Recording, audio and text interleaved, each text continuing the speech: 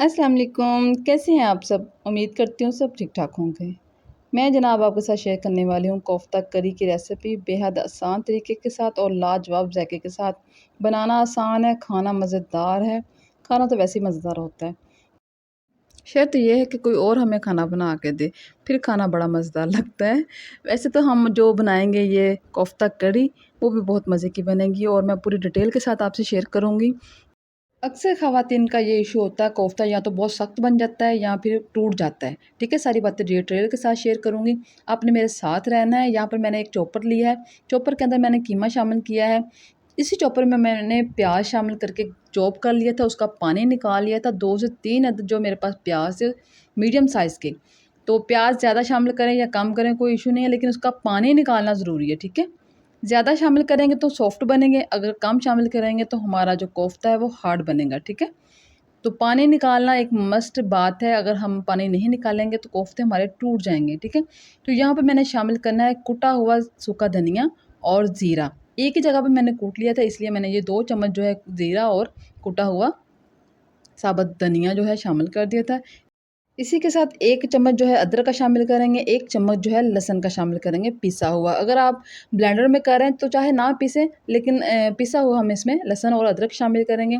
जो कि यहाँ पे मेरे पास कुटी हुई लाल मिर्च है, तो वो 2 चम्मच जो है मैंने वो शामिल किया कुटी लाल मिर्च। इसी के साथ 1 टीस्पून जो है वो मैंने काली मिर्च का लिया है। 1 टीस्पून हमने गरम मसाला शामिल कर दिया है। और नमक जो है उस पे ज़ायका यूज़ करेंगे। यहाँ पे मेरा जो नमक है वो दानेदार था, इसी वजह से मैंने हाफ़ टी स्पून से थोड़ा-सा ज़्यादा लिया है। तो आप अपने ज़ायके के हिसाब से कम या ज़्यादा भी कर सकते हैं। तो जनाब यहाँ पे 2 चम्मच जो मेरे पास बेसन है वो मैंने रोस्ट किया हुआ है। तो ड्राई रोस्ट बेसन जो है वो शामिल करना है 2 चम्मच। अगर ये नहीं है तो आप भुने हुए चने भी यूज़ कर सकते हैं। 1 अदद हम अंडा शामिल करेंगे। अंडा हमारे कोफ्तों को बाइंडिंग का काम देगा। बहुत अच्छे से सॉफ्ट और बाइंडिंग हो जाएँगे, ठीक है? और एक चीज़ जो मैं आपको बताऊँ, यहाँ पे मैं हरी मिर्च डालना भूल गई थी। थोड़ा-सा मैंने ग्राइंड किया, फिर मैंने हरी मिर्चें शामिल की, उसके बाद अच्छे से ग्राइंड किया। और ग्राइंड कब तक करना है ये मैं आपको बता देती हूँ। जितना हमारा जो कोफ्ते का मिक्सचर है वो सॉफ्ट होगा, उतना ही अच्छे से हमारी बाइंडिंग होगी कोफ्ते की, ठीक है? ये देखें जी, यहाँ पे इतना सॉफ्ट मिक्सचर बनकर तैयार हो गया, ये देखिए। बस जनाब ये फ़र्क है, जब तक हमारा मिक्सचर सॉफ्ट नहीं होगा तो हमारे जो कोफ्ते हैं वो अच्छे से नहीं बनेंगे, ठीक है? सारे कीमे के मिक्सचर को हमने निकाल लेना है एक बाउल में और इसके अंदर शामिल करना है धनिया। धनिया को अच्छे से मिक्स करने के बाद इसके कोफ्ते बना लेंगे। और एक चीज़ चेक कर लें आप, छोटा-सा बॉल बना के, ये देखें, आपके हाथों पे चिपक नहीं रहा और बहुत अच्छे से बाइंडिंग हो रही है, तो इसका मतलब हमें और मिक्स करने की ज़रूरत नहीं है। अगर वो बाइंडिंग नहीं हो रहा कीमा हमारा, तो अच्छे से मिक्स करें और मज़ीद 5 से 6 मिनट तक, ठीक है? इसी तरह मैंने सारे बॉल बना लेने हैं और बॉलों को हमने एक साइड पे रख लेना है। सबसे पहले हमने क्या करना है, एक कढ़ाई में ऑयल लेना है, ऑयल के अंदर हमने शामिल करना है प्याज़। और प्याज़ को हमने बहुत ज़्यादा डार्क ब्राउन नहीं करना, सिर्फ़ इसको फ्राई करना है, इसका कच्चापन ख़त्म करना है। तो इसी के साथ हमने साबुत जो है लहसुन शामिल कर देना है, साबुत अदरक शामिल कर देना है, साबुत हरी मिर्ची शामिल कर देनी है। सारी चीज़ों को अच्छे से भून के उसको हमने ग्राइंड कर लेना है। तो बारी आ जाती है आज के मैसेज की। मैसेज को ध्यान से सुन लें, बड़ा काम आने वाला है आपके। अगर कोई बिला वजह आपका दुश्मन बन जाए, तो मान लीजिए कि आप में कुछ ख़ास है, जो सामने वाला आपसे हसद कर रहा है, ठीक है? जो हसद करता है वो बंदा आपको अपने से बेहतर समझता है। जो बंदा आपसे हसद करता है उसका आप बुरा मत बनाएँ, बल्कि ये सोचें मुझ में कुछ ख़ासियत है तो वो हसद कर रहा है, वो मुझको अपने से बेहतर समझ रहा है। ये बिल्कुल मत कहें कि वो जेलस हो गया, ये हो गया, होने दो यार, आपके लिए बेहतर है। जो करता है करने दो, अपनी ज़िंदगी को एन्जॉय करें। कहते हैं ना कि इतना अपने आप को मस्त रखो अपनी ज़िंदगी में कि दूसरा बंदा ये सोचे कहाँ फँस गए हम लोग, ये इस बंदे को तो असर ही नहीं हो रहा हमारी किसी बात का। अपनी ज़िंदगी में एन्जॉयमेंट रखो, सुनो सबकी, करो मन की।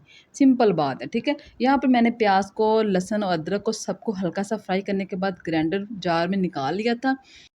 अब हम उसी ऑयल में अपने कोफ्ते फ्राई करेंगे। कोफ्ते आप डार्क कलर के भी कर सकते हैं, लाइट कलर भी रख सकते हैं। मैंने थोड़ा-सा डार्क कलर दिया था क्योंकि मैं कोफ्ते को फ्राई करने के बाद सारी चीज़ों को ब्लेंड करने चली गई थी, इसी वजह से थोड़ा-सा डार्क कलर हो गया, ठीक है? ये देखिए जी, हमारे पास प्याज़ फ्राई किया हुआ, लहसुन अदरक सब, और उसी के अंदर मैंने 2 टमाटर शामिल कर दिए। टमाटरों को भी मैंने प्याज के साथ ग्राइंड कर लिया है और यहाँ पर कोफ्ते हमारे बिल्कुल रेडी हैं। आप यहाँ पर कलर डार्क भी कर सकते हैं और लाइट भी कर सकते हैं, ठीक है। मैंने थोड़ा डार्क किया है। तो उसी ऑयल में हमने वो जो मिक्सर हमने ग्राइंड किया है वो इसमें शामिल कर देना है, ठीक है। बहुत आसान और ईज़ी रेसिपी है और बनाने में आसान है, इतनी भी मुश्किल नहीं है जितनी हम लोग समझते हैं कि कोफ्ते बनाने क्या पहाड़ कोई मुश्किल काम नहीं है। ग्रेवी देखिए इतनी ज़बरदस्त ग्रेवी मुलायम बनेगी, क्योंकि कोफ्ते की ग्रेवी जो होती है वो मुलायम होती है, दानेदार नहीं होती। इसी वजह से हम इसको ग्राइंड करते हैं। ये देखिए जी, यहाँ पर मैंने शामिल करना है हाफ़ टी स्पून लाल मिर्च का। कोफ्ते में हमने कुटी लाल मिर्च यूज़ की है, हम ग्रेवी में जो है पिसी हुई लाल मिर्च यूज़ करेंगे और हस्बे ज़रूरत हल्दी यूज़ करेंगे, हस्बे ज़ायक़ा नमक इस्तेमाल करेंगे इसके अंदर। और इसी के साथ जो है हम 1.5 से 2 चम्मच बड़े वाले दही का इस्तेमाल करेंगे, ठीक है। और दही इस्तेमाल करते हुए फ्लेम को हमने लाइट करना है। ये जो कैमरा है हमारा, कैमरे को सर्दी नहीं लग रही, असल में मेरा कैमरा जो है मेरे हाथ के साथ हिल रहा था, क्योंकि मेरे हाथ से अटैच हो गया था, तो मुझे पता नहीं चला। अब मैंने गौर किया तो कैमरा जो है ऐसे हिल रहा है जैसे इससे सर्दी लग रही हो, कपकपी लग रही हो। तो यहाँ पर मैंने दही शामिल कर दिया और फ्लेम को मैंने लाइट कर दिया, मतलब हल्का कर दिया, ठीक है। तो अच्छे से दही जब मिक्स हो जाएगा तो इसके अंदर हम शामिल करेंगे कोफ्ते, और कोफ्ते शामिल करने के बाद इसको ढक्कन दे के छोड़ देंगे ताकि ग्रेवी के रंग में कोफ्ते रंगे जाएँ और प्यारा सा जायका ग्रेवी के अंदर शामिल हो और ग्रेवी का जायका जो है कोफ्ते के अंदर शामिल हो, ठीक है। लुक तो अभी से बहुत प्यारी आ चुकी है, लेकिन हम फिर भी इसे दम देंगे 5 से 6 मिनट का या 10 मिनट का, ताकि अच्छे से रंग जाएँ एक दूसरे के रंग में। तो जनाब, अगर आपको मेरी रेसिपी पसंद आ रही है या फिर मेरी कोई भी चीज़ पसंद आई है, तो प्लीज़ मेरे चैनल को सब्सक्राइब करें, मुझे सपोर्ट करें, मुझे बहुत ज़रूरत है आपके सपोर्ट की। और अगर आपको कोई मिस्टेक लग रही है तो भी आप शेयर करें कि आप भी इसमें ये चेंज लेके आएँ अपनी वीडियो में, तो मैं इंशाल्लाह वो चेंज लेके आऊँगी। तो जैसे ही हमने दम इसका पूरा कर दिया था, दमादम कर दिया था, उसी के अंदर हमने शामिल किया है ये काली मिर्च हाफ़ टी स्पून और गरम मसाला खुशबू के लिए। लास्ट पे हम जब गरम मसाला शामिल करते हैं तो बड़ी प्यारी खुशबू आती है। तो यहाँ पे हमारे कोफ्ते बिल्कुल रेडी थे, हम इसे करेंगे डिश आउट। डिश आउट करने के बाद जो इसकी लुक आई थी, वल्लाह मैं आपको बता नहीं सकती, बस महसूस करवा सकती हूँ क्योंकि इसमें इतनी सॉफ्टनेस थी और कलरफुल थे। जब मैंने इसे खाया तो बेझिझक मुँह से निकल आया, अल्लाह तेरा शुक्र है। और निकला, वाह क्या बात है समीरा तुम्हारी खुद की तारीफ़ भी करनी चाहिए ना बंदे को, कोई सपोर्ट करे ना करे, खुद की सपोर्ट तो करनी चाहिए ना बंदे को। और अगर आप भी चाहते हैं मुझे सपोर्ट करना, तो मेरे बाकी पेजेस के सारे लिंक जो है मैंने डिस्क्रिप्शन में दे दिए हैं, वहाँ जाके आप मुझे फ़ॉलो कर सकते हैं। तो इसी के साथ मुझे दीजिए इजाज़त अगली वीडियो तक, तब तक के लिए अल्लाह हाफ़िज़।